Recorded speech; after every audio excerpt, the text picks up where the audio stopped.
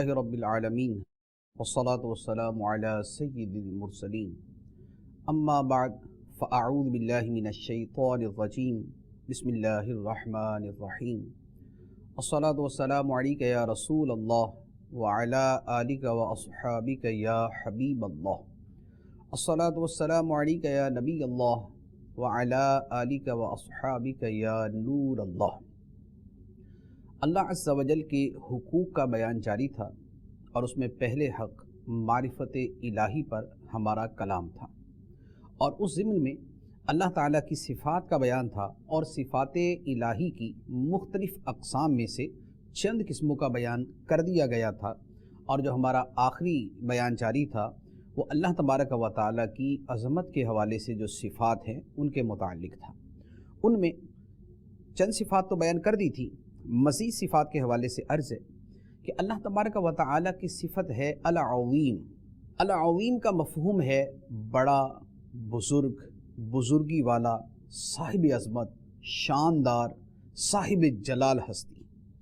اللہ تبارک و تعالیٰ کی عظمت لامتناہی ہے، اس کی شان و شوکت لامتناہی ہے، اس کی عظمت تک کسی کی رسائی ہو ہی نہیں سکتی، اور اس کی عظمت کی گہرائی کو کوئی جان ہی نہیں سکتا۔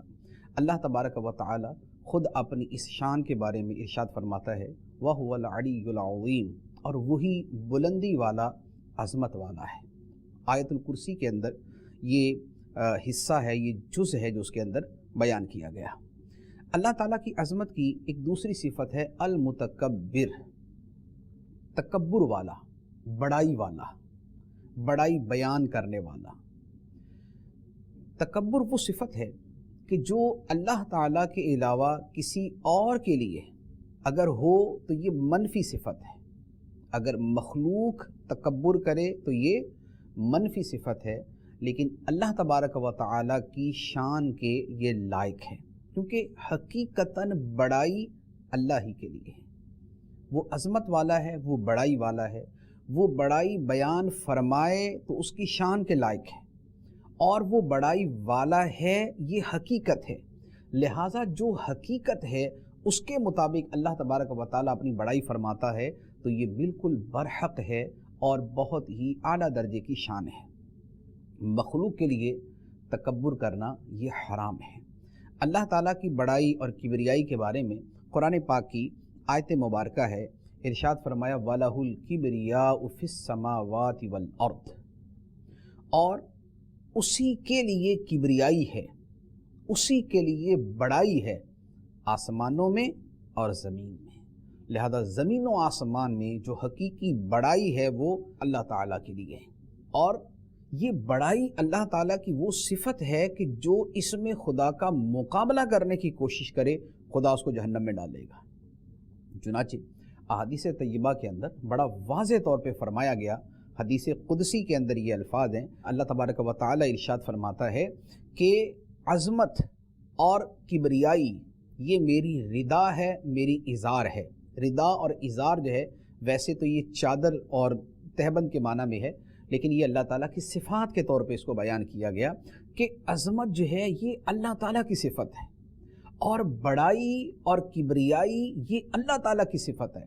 تو فرمایا کہ جو ان صفات میں مجھ سے جھگڑا کرے گا میں اسے آگ میں ڈالوں گا۔ لہذا مخلوق اگر تکبر کرے گی تو یہ اس کے حق میں بڑی مہلک چیز ہے۔ حدیث مبارک میں ہے، نبی پاک صلی اللہ تعالی علیہ وآلہ وسلم نے ارشاد فرمایا کہ جس کے دل میں رائی کے دانے کے برابر بھی تکبر ہوگا وہ جنت میں داخل نہیں ہوگا۔ رائی کے دانے کے برابر، یعنی معمولی سا بھی تکبر کہ بندہ خود کو بڑا سمجھے، دوسروں کو حقیر سمجھے، حق کا انکار کرے، تو جس کے دل کے اندر اپنی ایسی بڑائی ہے کہ وہ دوسرے کو حقیر سمجھتا ہے اور حق قبول کرنا اپنی شان کے خلاف سمجھتا ہے، تو فرمایا کہ یہ بندہ جنت میں داخل نہیں ہوگا۔ یعنی مسلمان بھی تکبر کرے گا تو اس کے لیے بھی ابتدائی طور پہ جنت کا داخلہ بند ہے، عذاب اٹھا کر بعد میں یا فضل الہی سے وہ جنت میں چلا جائے تو یہ بعد کا معاملہ ہوگا، لیکن علی الاطلاق وعید یہ بیان فرمائی گئی۔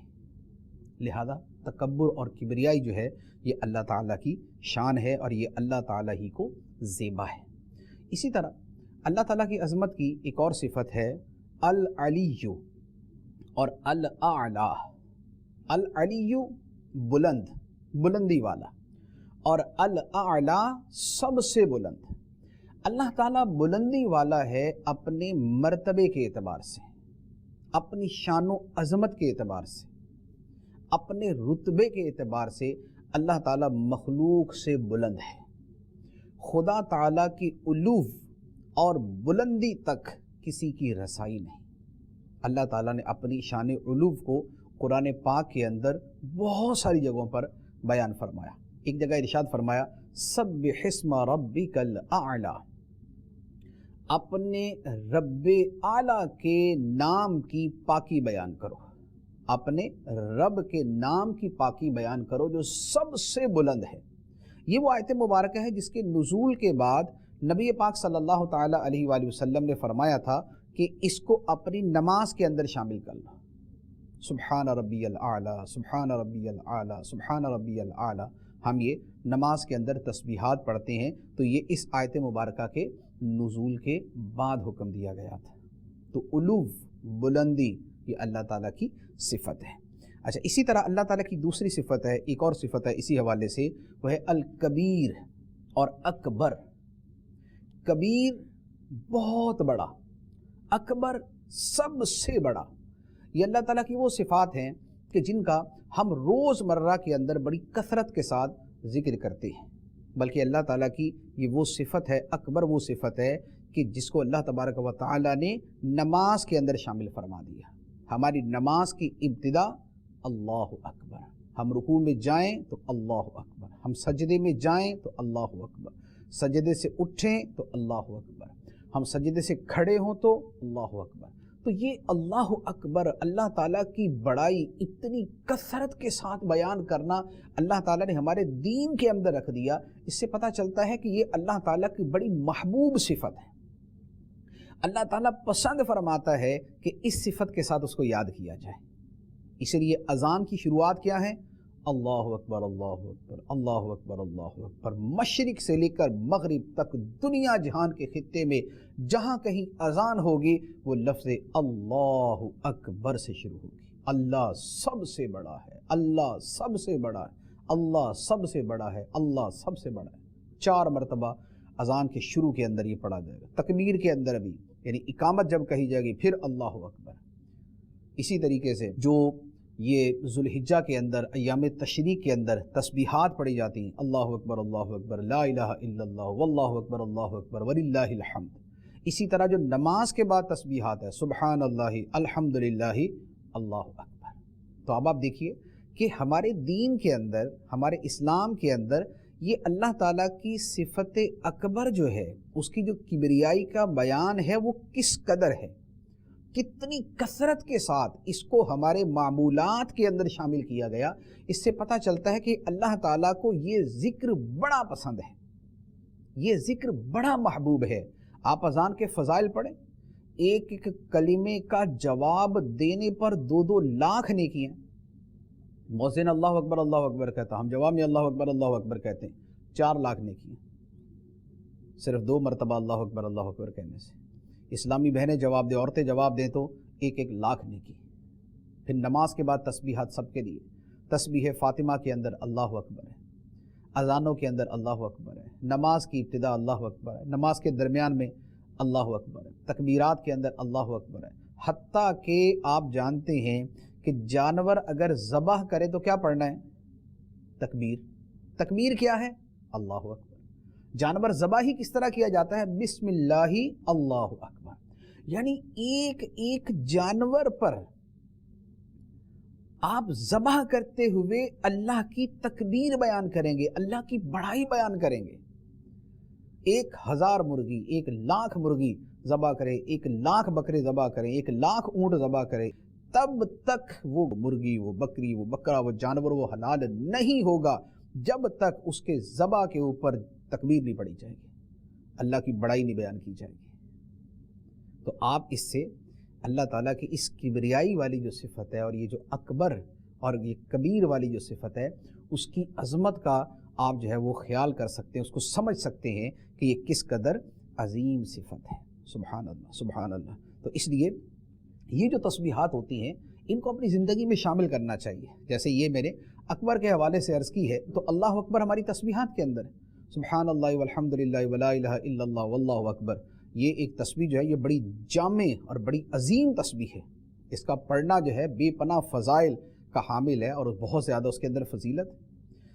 اسی طرح جنت میں درخت لگنے کے حوالے سے جو تسبیح ہے اس میں بھی اللہ اکبر کا تذکر ہے کہ یہ پڑھا جائے، تو لہذا اس تسبیح کو اپنی معمولات کے اندر شامل کرنا چاہیے۔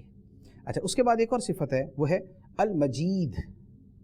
المجید بڑا بزرگ، بڑی بزرگی والا، یعنی اپنی شان اور مرتبے کے اعتبار سے بڑی بزرگی والا۔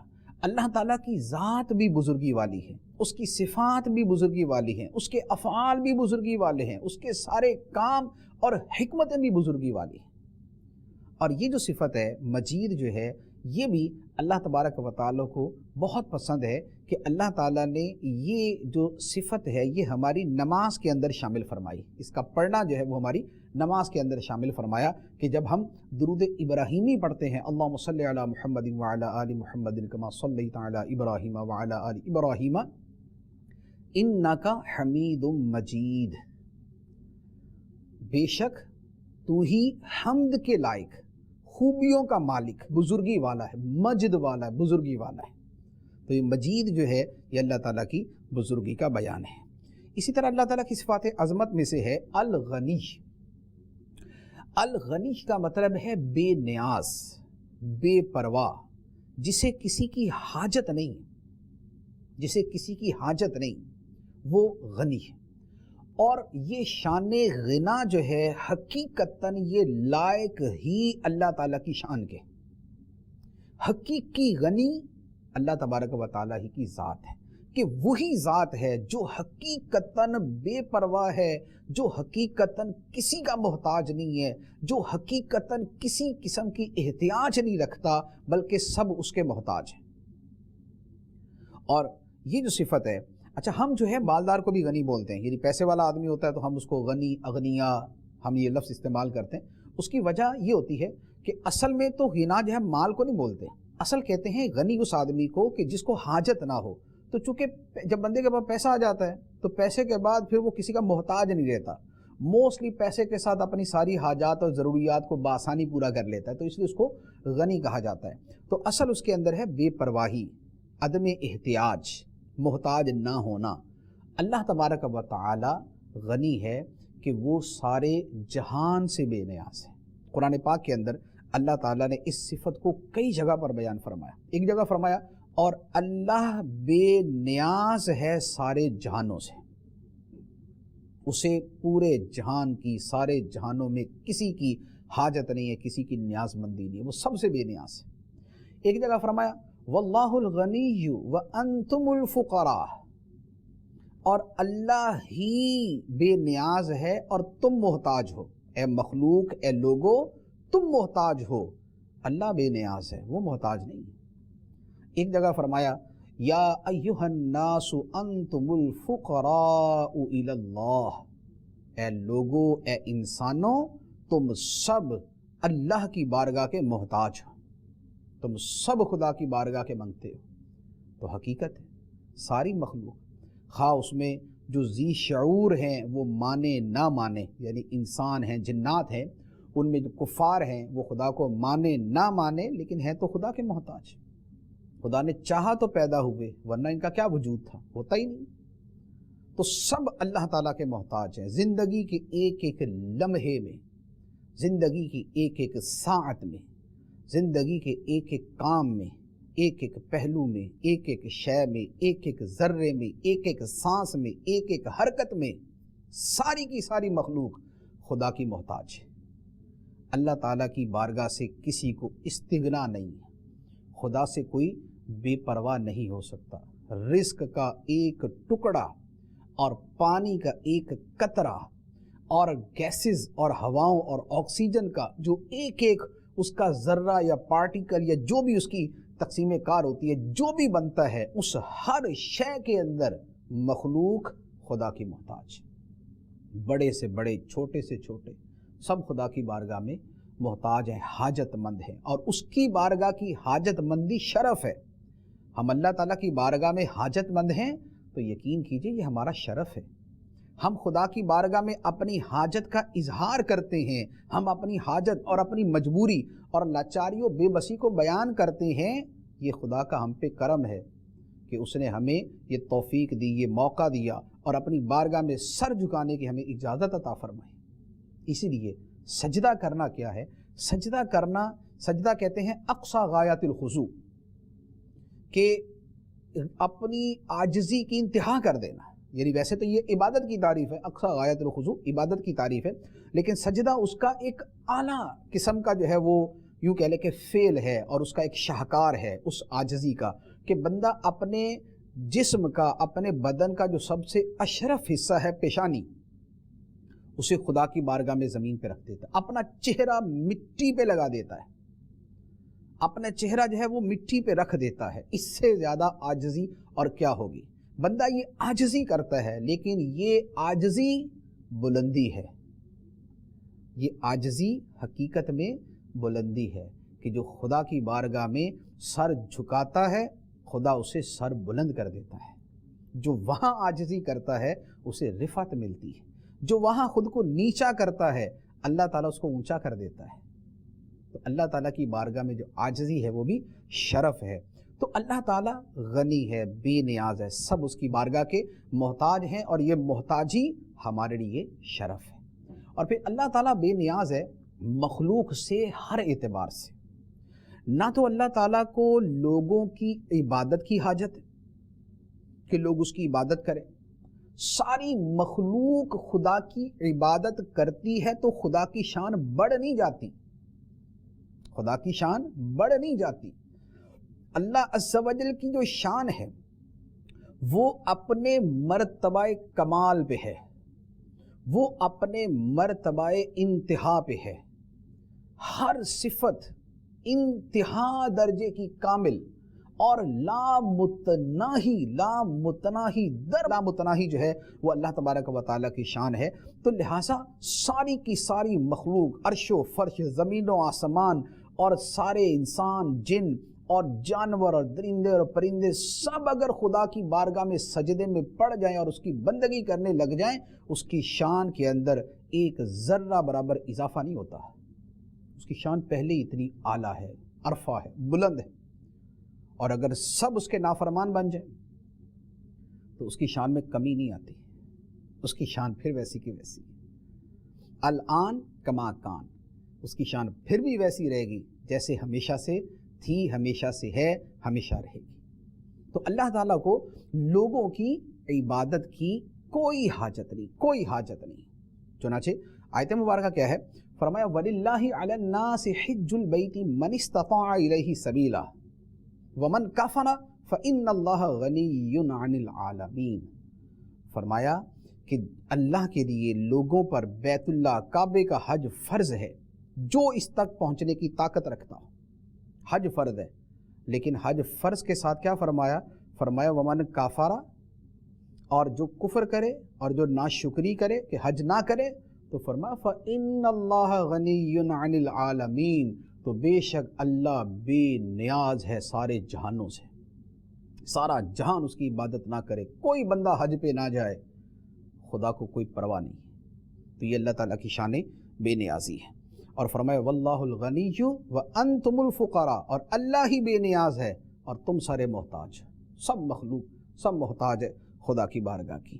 اچھا، تو اللہ تعالیٰ کو نہ لوگوں کی عبادت کی حاجت، نہ لوگوں کی کسی سپورٹ کی حاجت ہے کہ معاذ اللہ جو ہے وہ کوئی لوگ جو ہے وہ اللہ تعالیٰ کے نعرے ماریں گے تو اس کی شان میں اضافہ ہو جائے گا، نہیں، اللہ تعالیٰ بے پرواہ، اسے لوگوں کی سپورٹ کی حاجت نہیں، لوگ اسے کوئی نظر نیاز پیش کریں خدا کو کوئی حاجت نہیں۔ اللہ تعالیٰ فرماتا ہے لا نسألک رزقا نحن نرزقک، فرمایا کہ ہم تم سے رزق نہیں مانگتے، اللہ تعالیٰ فرماتا ہے ہم تم سے رزق نہیں مانگتے، رزق تو تمہیں ہم دیں گے۔ تو رزق اللہ تعالیٰ دیتا ہے، اللہ تعالیٰ کو لوگوں سے رزق نہیں چاہیے۔ اسی طرح ایک جگہ فرمایا میں ان سے یہ نہیں چاہتا کہ وہ مجھے کھلائیں، میں بندوں سے رزق نہیں چاہتا، میں ان سے یہ نہیں چاہتا کہ وہ مجھے کھلائیں۔ تو اللہ تعالیٰ جو ہے وہ بے نیاز ہے کہ لوگ اس کو کوئی جو ہے وہ سپورٹ کرے یا اس کی مدد کرے. اسی لیے اللہ تبارک و تعالیٰ کے دین کی جو لوگ خدمت کرتے ہیں تو یہ خدا کا ان پر احسان ہوتا ہے اور یہ ان لوگوں کی سعادت ہوتی ہے کہ اللہ تعالیٰ کسی کو توفیق دے دیتا ہے کہ وہ خدا کے دین کی خدمت کرتا ہے. ورنہ اللہ تعالیٰ کو اپنے دین کے لیے اپنے پیغام کے لیے اصلاً کسی کی احتیاج نہیں ہے، لیکن اس نے اپنا نظام یہ بنایا ہے کہ اس نے انبیاء علیہم السلام بھیجے، اس نے کتابیں نازل فرمائیں، اس نے پھر علماء پیدا کیے، اس نے جو ہے وہ صالحین پیدا کیے جن کے ذریعے دین کا نظام چلتا ہے. تو یہ اللہ تعالیٰ کی صفت غنی. اچھا، اسی طرح اللہ تعالیٰ کی صفات عظمت میں سے ہے القدوس، اور اسی کے قریبی مفہوم کے اندر ہے سبحان، جو ہم سبحان اللہ پڑھتے ہیں. سبحان، القدوس اور سبحان، اس کا مطلب ہے ہر نقص سے پاک، ہر عیب سے پاک، ہر کمی کوتاہی سے پاک، ہر خامی اور خرابی سے پاک. اللہ تعالیٰ کی ذات میں، صفات میں، افعال میں کسی شے کے اندر کوئی کمی، کوئی خامی، کوئی نقص، کوئی عیب نہیں. اللہ تعالیٰ پاک ہے مطلقاً علی الاطلاق. اللہ تعالیٰ کی ذات، صفات، افعال سب پاک ہے. کسی کے اندر کوئی کجی نہیں ہے، کسی کے اندر کوئی ٹیڑھا پن نہیں ہے، کسی کے اندر کوئی خرابی نہیں ہے. مخلوق اپنی جہالت اور اپنی لا علمی کی وجہ سے خدا کے افعال کی حکمتیں نہ جانے تو یہ اس کا قصور ہے، لیکن جو خدا کے افعال ہیں وہ کامل ہیں، وہ پر از حکمت ہیں، وہ حکیمانہ ہیں. تو اللہ تعالیٰ پاک ہے. جو لوگ اللہ تعالیٰ کے ساتھ شرک کرتے ہیں، اللہ تعالیٰ ان کے شرک سے پاک ہے. اللہ تعالیٰ اس سے پاک ہے کہ کوئی بندہ اس کا شریک ہو، کوئی مخلوق اس کی شریک ہو، کوئی آسمانوں کو پیدا کرنے میں، کوئی بندوں کو پیدا کرنے میں کوئی اس کا شریک ہو. اللہ تعالیٰ اس سے پاک ہے. اللہ تعالیٰ کسی کی ذمہ داری لگا دے، فرشتوں کی ذمہ داری لگا دی کہ وہ روح قبض کرتے ہیں یا وہ روح پھونکتے ہیں، یہ اللہ تعالیٰ نے ذمہ داری لگائی، لیکن اللہ تعالیٰ اس کا محتاج نہیں. یہ اس نے نظام یہ بنا دیا، اس نے کائنات یوں بنائی ہے، اس کا تکوینی امر جو ہے وہ چلتا ہے اس طریقے سے کہ وہ ایسے چلاتا ہے. ورنہ اللہ تعالیٰ کو اس طرح کے کسی معاملے میں کسی کی بھی مدد کی حاجت نہیں ہے. اللہ تعالیٰ ایسی مدد طلب کرنے سے پاک ہے کہ جو مدد حاجت کی وجہ سے ہو.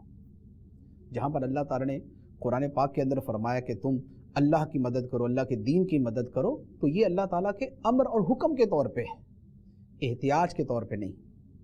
اور اس مفہوم کے اوپر قرآن پاک کی بیسیوں آیتیں ہیں تسبیح بیان کرنے پہ، اللہ تعالیٰ کی پاکی بیان کرنے کے اوپر بہت زیادہ بہت آیات.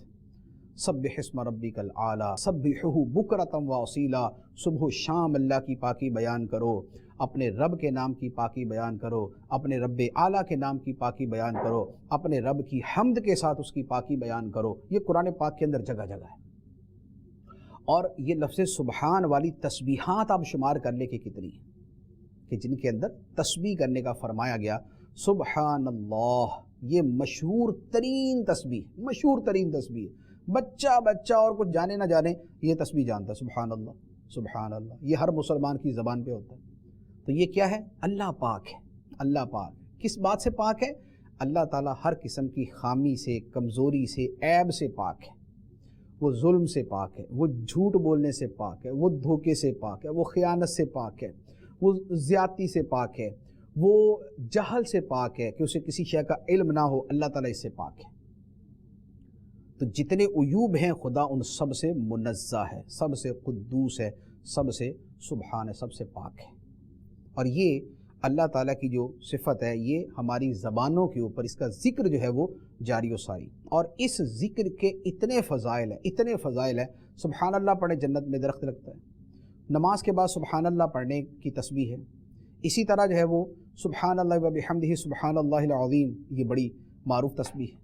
اسی طرح بخاری شریف کی آخری جو حدیث ہے جس میں فرمایا کلمتانی خفیفتانی علی اللسان ثقیلتانی فی المیزان سبحان اللہ و بحمدہ سبحان اللہ العظیم، فرمایا کہ دو کلمے ایسے ہیں جو زبان کے اوپر بڑے ہلکے ہیں، یوں پڑھے جاتے ہیں، لیکن فرمایا کہ میزان عمل پہ، نیکیوں کا جو پلڑا ہے قیامت کے دن، وہاں پر وہ کلمے بہت بھاری ہوں گے، بڑا وزن ہوگا ان کی نیکیوں کا. اور رحمان کی بارگاہ میں وہ کلمے بڑے پیارے ہیں، بڑے محبوب ہیں. کون سے؟ सुबहान अल्लाह व बिहम्दिही सुबहान अल्लाहिल अज़ीम। अब देखिए दोनों के अंदर सुबहान का तज़किरा, सुबहान अल्लाह व बिहम्दिही सुबहान अल्लाहिल अज़ीम। तो ये तस्बीह जो है ये अल्लाह ताला को बड़ी पसंद है, बड़ी महबूब है। तो ये तस्बीह जो है ये भी अपने मामूल के अंदर शामिल करनी चाहिए। अच्छा, यहाँ पर एक और चीज़ जो है वो बयान करने की हाजत है मुझे, और उसकी तरफ तवज्जो दिलाना मकसूद है कि देखिए ये जो हम पढ़ते हैं कि सुबहान अल्लाह, अल्लाह ताला पाक है। किससे पाक है? ऐबों से पाक है, कमी कोताही और ख़ामी से पाक है। ये हमारा ईमान है, ये हमारा ईमान है। अब इस ईमान के बरखिलाफ अगर कोई जुमला बोला या ज़हन में अकीदा अपनाया तो फिर बंदा मुसलमान नहीं हो सकता, क्योंकि अल्लाह ताला को पाक मानना ऐबों से ये हमारा ईमान है। तो अब इसके अंदर चंद चीज़ें ऐसी हैं कि जिनकी तरफ तवज्जो देने की हाजत है। वो ये है कि बाज़ लोग अपनी ला इल्मी में या मस्ती मजाक के अंदर ऐसे जुमले बोल देते हैं कि जो अल्लाह ताला की इस शान सुबहान और शान कुद्दूस के मुनाफी होते हैं, बरखिलाफ़ होते हैं। जैसे माअज़ल्लाह कई जुमले इस तरीके के हैं कि एक बूढ़ा आदमी है जो फौत ही नहीं हो रहा और घर वाले उससे तंग हैं, परेशान हैं, तो बाज़ लोग इस तरह का जुमला बोल देते हैं कि यार खुदा तो इसको भूल गया, खुदा तो इसको भूल गया। अब देखिए अल्लाह ताला भूल से पाक है, हम सुबहान अल्लाह कहते हैं, इसका मतलब अल्लाह ताला ऐब से पाक है, और भूल जाना जो है खामी है, ये कमी है, और अल्लाह ताला कमी कोताही से पाक है। अब जिसने ये जुमला कहा कि अल्लाह ताला इस बंदे को भूल गया है, तो बताइए कि उसने इस हमारे बुनियादी और कतई अकीदे का इनकार किया या नहीं किया? यकीनन किया कि उसने खुदा को भूल की तरफ मंसूब किया कि खुदा भूल गया। तो ये जुमला जो है ये दीन ईमान के सराहतन खिलाफ, खा को बंदा मजाक में बोले या जो वो संजीदगी में कहे या वो जिस अंदाज के अंदर भी कहे, ये जुमला कहने की किसी भी सूरत इजाज़त नहीं है। अल्लाह ताला ने हमें अकीदा सिखाया, फरमाया वमा काना रब्बु का नसिया, और तेरा रब भूलने वाला नहीं है। कुरान की आयत, वमा काना रब्बु का नसिया, और तेरा रब भूलने वाला नहीं है। और जो सुबहान अल्लाह हम कहते हैं उसका मतलब ही ये है कि अल्लाह ताला हर खामी से पाक है, और भूलना खामी है, खुदा इससे पाक है। लिहाजा जो बंदा भी ऐसा कोई जुमला बोलता है वो फिर मुसलमान नहीं रहता। तो ऐसा अगर किसी ने जुमला कहा तो उस पर फ़र्ज़ है कि वो तौबा करे और उस पर नदामत का इजहार करे, नए सिरे से कलेमा पढ़े, और शादी वाला है तो नए सिरे से निकाह भी करे। तो ये बड़े अहम अहकाम होते हैं जिनसे गफलत होती है, और ला इल्मी की वजह से माअज़ल्लाह लोग इस तरह की चीज़ों का इर्तिकाब कर लेते हैं। अच्छा, इसी तरह अल्लाह ताला के किसी फ़ेल पर एतराज़ करना, उसके हुक्म पर एतराज़ करना, यार ये हुक्म ही फ़ुज़ूल है, माअज़ल्लाह, यानी हुक्म है अल्लाह ताला का और उसके बारे में ऐसा जुमला बोल दिया कि ये माअज़ल्लाह फ़ुज़ूल है। फ़ुज़ूल से अल्लाह ताला पाक है। फ़ुज़ूल करना जो है ये एक अबस काम है, अल्लाह ताला इससे पाक है। अब अगर ऐसी बात कही तो ये सीधा सीधा जो है ये इस्लाम और ईमान के मुनाफी और बरखिलाफ बात कही। अच्छा, इसी तरीके से बाद लोग माअज़ल्लाह ऐसा जुमला बोल देते हैं जुल्म खुदा का, ये तो जुल्म है, यानी अल्लाह ताला ने वो काम किया और कोई बोल देता है ये तो जुल्म खुदा का। एक है गज़ब खुदा का, गज़ब खुदा का जो है ये तो एक सही जुमला है, उसमें कोई ऐसा मसला नहीं है, लेकिन अल्लाह ताला जुल्म से पाक है, क्योंकि जुल्म ऐब है, जुल्म ऐब है, ये तो एक जो है वो ऐसी ये बुराई है ये, और अल्लाह ताला इससे पाक है। लिहाजा ऐसा जुमला अल्लाह ताला के लिए नहीं बोल सकते। अच्छा, इसी तरह अल्लाह ताला पर एतराज़ करना कि जिसमें हकीकतन एतराज़ ही सीधा सीधा होता है, जैसे इस तरह के जुमले होते हैं, इस तरह के गाने होते हैं कि जिनके अंदर अल्लाह ताला के अहकाम पे, उसके काम पर एतराज़ किया जाता है, तो जो एतराज़ है वो भी इस्लाम के मुनाफी। इसी तरीके से अल्लाह ताला के लिए ला इल्मी के जुमले बोलना, इस तरह गाने हैं, खुदा भी ना जाने तो हम कैसे जाने। अब खुदा भी ना जाने तो हम कैसे जाने, तो खुदा भी ना जाने क्या हुआ, जहालत हुई है, और अल्लाह ताला जहल से पाक है, क्योंकि जहालत ऐब है, खामी है। तो ये चंद एक चीज़ें हैं کہ جن کا سمجھنا جاننا سیکھنا بڑا ضروری ہے۔ ہم جو ہے بعض اوقات ادھر ادھر کی لمبی چوڑی چیزیں سیکھ رہے ہوتے ہیں، دنیاوی تعلیم ہے یا کوئی اور تعلیم ہے، بڑا اس کے اندر تحقیق اور ریسرچ اور گہرائی کے اندر جا رہے ہوتے ہیں، لیکن معاذ اللہ نہیں سیکھتے تو دین کے وہ بنیادی احکام نہیں سیکھتے جن کا سیکھنا فرض ہوتا ہے اور جن کے اوپر ہمارے دین ایمان کا مدار ہوتا ہے۔ لہٰذا ان چیزوں کا بہت زیادہ خیال رکھنے کی حاجت ہے۔ ہم اللہ تعالیٰ کو قدوس مانتے ہیں، ہم اسے سبحان مانتے ہیں، وہ پاک ہے ہر عیب سے، ہر خامی سے، ہر کوتاہی سے، ہر نقص سے، ہر بری شے سے۔ لہذا اب کوئی جملہ بھی اس کے برخلاف کہیں گے تو وہ سیدھا اس تسبیح کے خلاف ہوگا، وہ قرآن کی آیتوں کے خلاف ہوگا، وہ ہمارے دین اور ایمان کے خلاف ہوگا۔ تو اس سے بہت زیادہ اس کے اندر کانشیس رہنے کی اور محتاط رہنے کی حاجت ہوتی ہے۔ اچھا، مزید اللہ تعالیٰ کی صفات عظمت میں سے ہے القیوم۔ قیوم کا جو لفظ ہے یہ بنا ہے قیام سے۔ قیام کا مطلب ہوتا ہے قائم ہونا، کھڑا ہونا بھی اس کا معنی ہوتا ہے، قائم ہونا بھی اس کا معنی ہوتا ہے کہ ایک شے قائم ہے۔ قیوم جو ہے یہ اسی سے مبالغے کا صیغہ ہے۔ اللہ تعالیٰ قیوم ہے، اس کے کئی معنی ہیں۔ اس کا ایک معنی تو یہ ہے کہ اللہ تعالیٰ بذات خود قائم ہے، اللہ کے علاوہ جو بھی ہے وہ سب مخلوق ہے، اللہ تعالیٰ خالق ہے اور باقی سب مخلوق ہے۔ اب مخلوق جو ہے یہ قائم ہے خدا کے قائم کرنے سے۔ خدا نے وجود بخشا تو مخلوق وجود میں آئی، خدا نے ان کو قائم کیا تو یہ قائم ہوئے۔ لیکن اللہ تعالیٰ کی جو ذات ہے وہ بذات خود قائم ہے، وہ کسی کے قائم کرنے سے نہیں ہے، وہ ہمیشہ سے ازلی ابدی طور پہ وہ واجب الوجود ہستی ہے، وہ بذات خود قائم ہے، اسے کسی کے سہارے کی حاجت نہیں۔ تو وہ قیوم ہے کہ وہ قائم بالذات ہے، وہ اپنی ذات کے اعتبار سے قائم ہے۔ تو ایک تو قیوم کا معنی یہ۔ اچھا، دوسرا اسی کے اندر پھر جو ایسا وجود ہے جو واجب الوجود ہے اور جو قیوم ہے، تو جیسے وہ ہمیشہ سے ہے ایسی ہمیشہ رہے گا، تو اس کے قیام میں ہمیشگی ہے، اس کے وجود میں ہمیشگی ہے۔ مخلوق جو ہے عدم سے وجود میں آتی ہے پھر فوت ہو جاتی ہے، اللہ تعالیٰ ہمیشہ سے ہے، عدم سے وجود میں نہیں آیا، ہمیشہ سے ہے، وہ وجود ہی وجود ہے اور کبھی وہ معدوم نہیں ہوگا، وہ ہمیشہ موجود رہے گا، اس کی ذات اس سے پاک ہے کہ اس پہ عدم طاری۔ تو اللہ تعالیٰ قیوم قائم بالذات ہے، ہمیشہ رہنے والا ہے۔ اور اسی طرح قیوم کا مطلب اوروں کو قائم رکھنے والا بھی ہے۔ اسی لیے علماء کرام نے جو قرآن پاک کے ترجمے کیے ہیں اس کے اندر جہاں پر الحی القیوم، تو اس کا ترجمہ یہ بھی کیا ہے الحی خود زندہ اور القیوم دوسروں کو زندہ رکھنے والا، خود قائم اور دوسروں کو قائم رکھنے والا، کہ کائنات کو قائم رکھنے والا اللہ تعالیٰ ہے۔ کائنات کا قیام جو ہے وہ اللہ تعالیٰ کے سہارے سے ہے، اللہ تعالیٰ کی مرہون منت ہے۔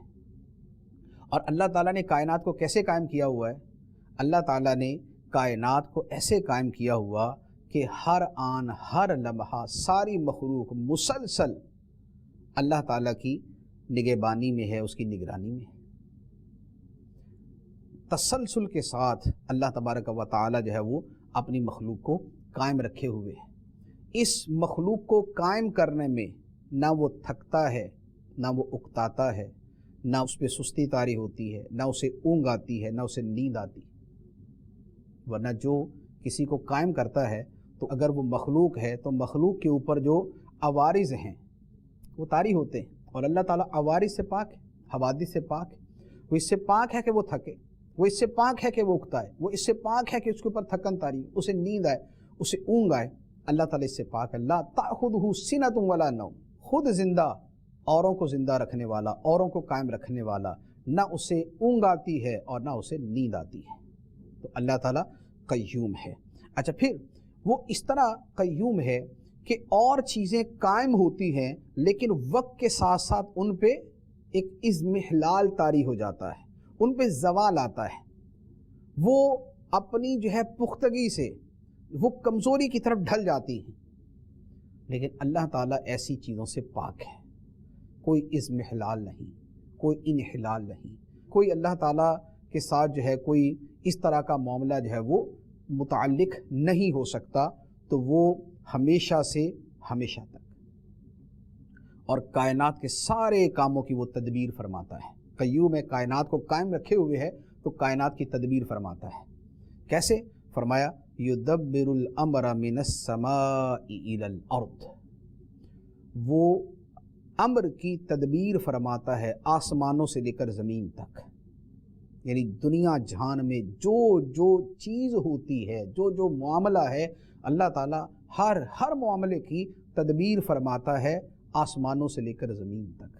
ایک ذرہ اپنی جگہ سے حرکت نہیں کرتا، ایک پتا درخت سے گرتا نہیں اور درخت پہ اگتا نہیں مگر اللہ تعالیٰ کے اذن سے، اس کی اجازت سے۔ چھوٹی بڑی کوئی شے، کوئی حرکت، کوئی سکونت، کوئی شے وہ اللہ تعالیٰ کے اذن کے بغیر نہیں ہوتی۔ اس کی شان قیومی جو ہے وہ اس کے ساتھ متعلق ہے۔ اسی طرح قرآن پاک میں ایک اور جگہ بہت خوبصورت انداز کے اندر اس کو بیان فرمایا قل من یرزقکم من السماء والارض ام من یملک السمع والابصار ومن یخرج الحی من المیت ویخرج المیت من الحی ومن یدبر الامر۔ فرمایا کہ اے حبیب تم ان لوگوں سے پوچھو، جو کفار مکہ تھے موسٹلی ان سے خطاب ہوتا تھا کہ اے حبیب علیہ السلام ان لوگوں سے پوچھو کہ آسمان و زمین سے تمہیں رزق کون دیتا ہے، یا آنکھوں اور کانوں کا مالک کون ہے، اور کون ہے جو زندہ کو مردہ سے نکالتا ہے اور مردہ کو زندہ سے نکالتا ہے، وَمَن يُدَبِّرُ الْأَمْرِ، اور سارے جہان کے کاموں کی تدبیر کون کرتا ہے۔ اے حبیب آپ ان لوگوں سے پوچھیں کون ہے رزق دینے والا، کون ہے مالک حقیقی، کون ہے زندگی دینے والا، کون ہے کاموں کی تدبیر کرنے والا۔ یہ جواب نہیں دے پائیں گے، اور جواب دیں گے تو پھر یہی کہیں گے فَسَيَقُولُونَ اللَّهُ، تو کہیں گے اللہ، یعنی اللہ ہے جو یہ سارے کام کرتا ہے۔ تو یہ اللہ تبارک و تعالیٰ کا جو تدبیر امر ہے یہ اس کا بیان ہے۔ ہاں یہ ہے کہ اللہ تعالیٰ جو نظام کائنات چلاتا ہے اس نے اس کے لیے اپنے خدمت گار مقرر کیے ہیں کہ اللہ تعالیٰ نے مختلف کام مختلف فرشتوں کے سپرد کیے ہوئے، کوئی فرشتہ کوئی ذمہ داری نبھاتا ہے، کوئی فرشتہ کوئی ذمہ داری نبھاتا ہے۔ قرآن پاک کے اندر اللہ تعالیٰ نے ان فرشتوں کی قسم بیان کی کہ جن کے حوالے اللہ تعالیٰ نے کائنات کے معاملات کیے ہیں۔ چنانچہ ارشاد فرمایا فَالْمُدَبِّرَاتِ أَمْرًا، پھر ان فرشتوں کے گروہوں کی قسم جو کاموں کی تدبیر کرتے ہیں، یعنی کوئی فرشتہ بارش برسانے پہ ہے، تو کوئی جو ہے وہ روح پھونکنے پہ ہے، کوئی صورت بنانے پہ ہے، تو کوئی لوگوں کی حفاظت پہ ہے، تو کوئی کسی کی روح نکالنے پہ ہے، اور کوئی جو ہے وہ زمین سے جو ہے وہ سونا نکالنے پہ ہے، کوئی کسی کام پہ، کوئی کسی کام پہ، کوئی بادل چلانے پہ ہے، کوئی جو ہے وہ خدا کے پیغام لانے پہ ہے، کوئی لوگوں کے نامہ اعمال لکھنے پہ ہے۔ بہت سارے فرشتے نا کرامن کاتبین یعلمون ما تفعلون، کہ اللہ تعالیٰ نے معزز لکھنے والے فرشتے مقرر کیے جو بندے کے اعمال لکھتے ہیں۔ اور اسی طریقے سے دوسرے کام جو روح قبض ہوتی ہے وہ حضرت ملک الموت علیہ الصلاۃ والسلام کے ذریعے، حضرت اسرائیل علیہ الصلاۃ والسلام کے ذریعے۔ قرآن پاک میں فرمایا قل یتوفاکم ملک الموت الذی وکل بکم، اے حبیب تم فرماؤ کہ اے لوگو تمہیں ملک الموت فوت کرتے ہیں، تمہاری روح قبض کرتے ہیں کون؟ ملک الموت الذی وکل بکم، جو تمہارے اوپر مقرر کیے گئے۔ تو ملک الموت موت کا فرشتہ یہ مقرر ہے اور وہ روح قبض کرتا ہے۔ تو یہ اللہ تعالیٰ نے جو چیزیں ہیں ساری وہ فرشتوں کے حوالے کی ہوئی۔ جبرائیل امین علیہ السلام تھے، وہی لانے کی ذمہ داری ان کے اوپر تھی کہ خدا کے پیغام وہ لے کے جاتے تھے۔ اسی طرح اللہ تعالیٰ کے وہ فرشتے ہیں جو خدا کا عرش اٹھائے ہوئے ہیں، ملائکہ مقربین ہیں، پھر سدرۃ المنتہا پر فرشتے ہیں، پھر وہ فرشتے تھے جو نبی پاک علیہ الصلوۃ والسلام کو معراج میں لے کر گئے، پھر وہ فرشتے کہ جو دنیا کے اندر ذکر کرنے والوں کو تلاش کرتے ہیں اور ان کا ذکر خدا کی بارگاہ میں پیش کرتے ہیں۔ تو یوں اللہ تعالیٰ نے فرشتوں کی ذمہ داریاں لگائی ہیں، اور یہ سب جو ہیں یہ مدبرات امر ہیں، یہ کائنات کے کاموں کی تدبیر کرنے والے، لیکن یہ وہ خدا کے شریک نہیں بن گئے۔ کیوں؟ اس لیے کہ ان کے سارے کام کیا ہیں؟ خدا کے اختیار دینے سے۔ خدا اختیار نہ دے تو کوئی اختیار نہ ہو، اور خدا نے اختیار دیا تو ان کے پاس اختیار ہے۔